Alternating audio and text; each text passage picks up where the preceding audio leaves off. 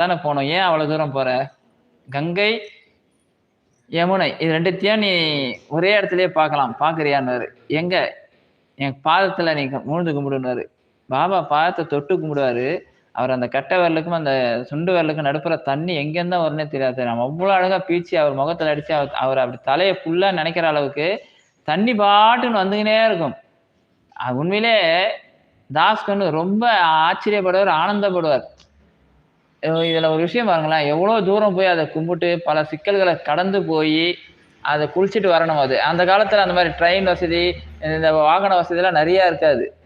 பல கஷ்டங்கள தாண்டி தான் அந்த இடத்துக்கே போணும்.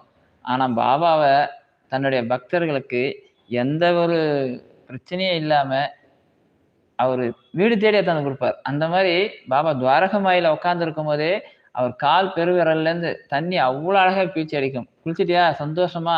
உன்னுடைய பாவங்கள் கழுவ"